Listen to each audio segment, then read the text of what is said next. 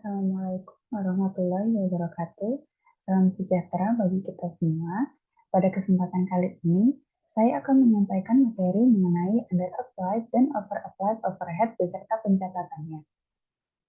Namun sebelum itu, izinkan saya untuk memperkenalkan diri.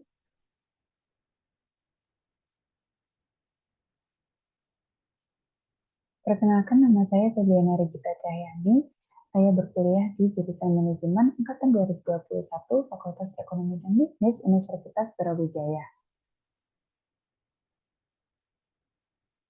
Nah, untuk mengetahui apa itu under-applied dan over-applied overhead, over atau under-applied overhead pabrik didefinisikan sebagai selisih antara biaya overhead pabrik yang dibebankan pada barang dalam proses dengan biaya overhead pabrik yang sesungguhnya terjadi pada periode tertentu. Nah, sebelum kita mengenal lebih jauh mengenai hal itu, kita harus mengetahui apa itu applied overhead versus actual overhead. Nah, applied overhead atau overhead dibebankan adalah jumlah biaya overhead yang dialokasikan ke produk di awal. Nah, applied overhead sendiri ini diperoleh dari predetermined overhead rate dikali dengan actual activity. Sedangkan actual overhead atau overhead aktual yaitu jumlah biaya overhead yang terjadi. Nah, nilai ini diperoleh dari bukti transaksi overhead.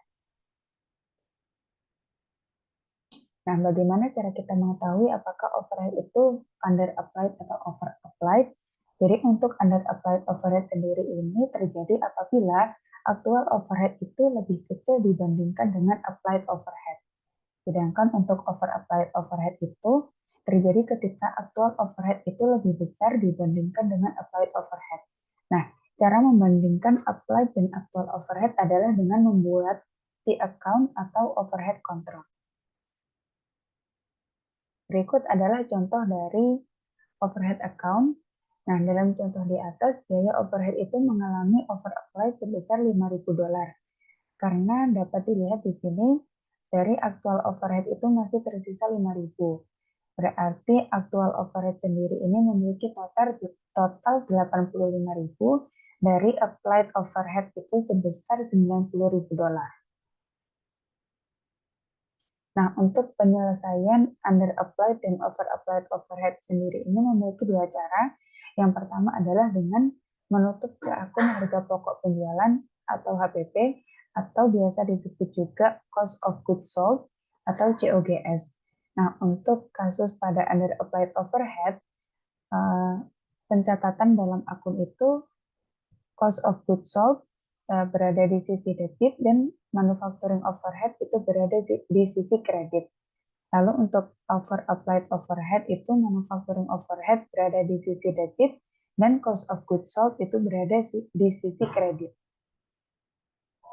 Nah, cara yang kedua adalah dengan mengalokasikan kepada barang yang sedang dibuat atau barang yang sedang diproses atau work in process kepada barang jadi atau finished goods dan harga pokok penjualan atau cost of goods sold.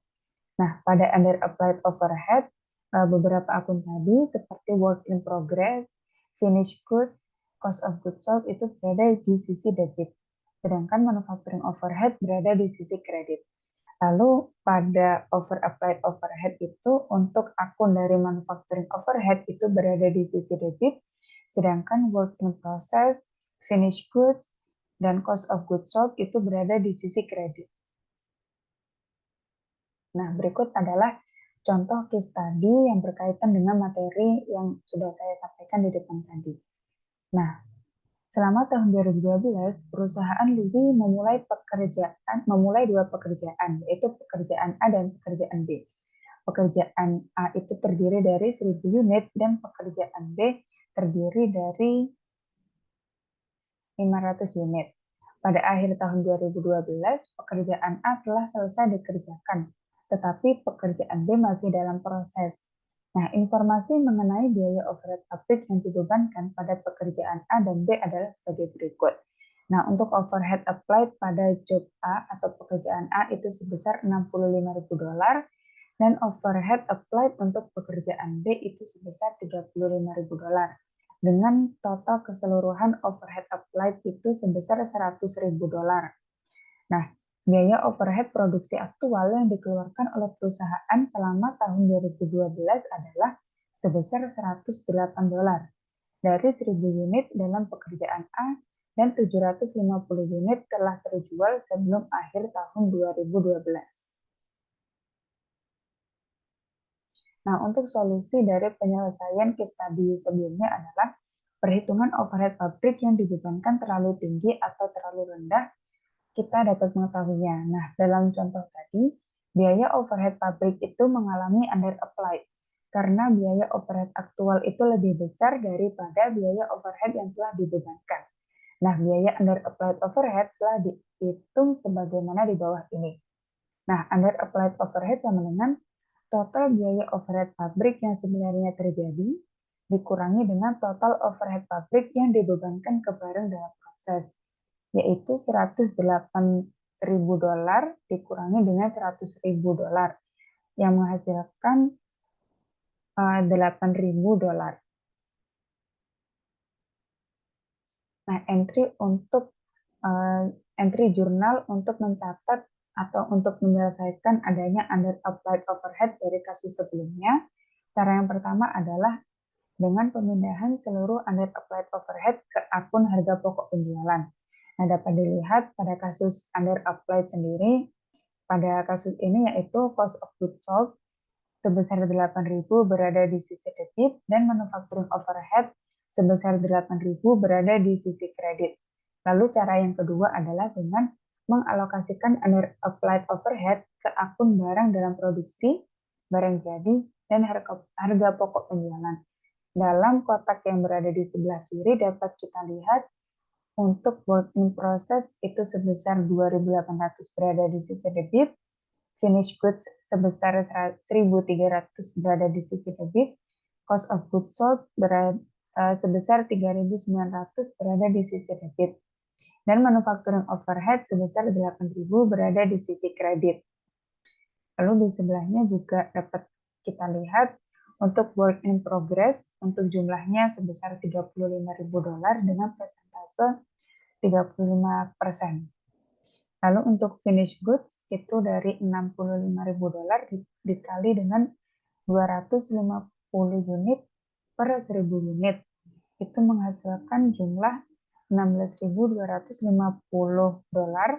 dengan persentase 16,25%.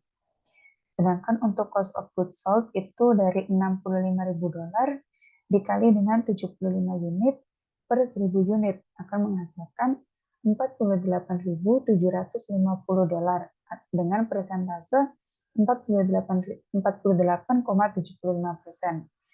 Dan total overhead applied itu untuk jumlahnya sebesar $100.000 dan persentase sebesar 100%.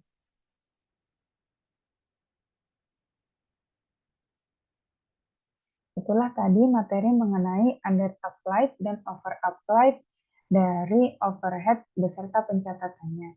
Terima kasih telah menonton. Wassalamualaikum warahmatullahi wabarakatuh.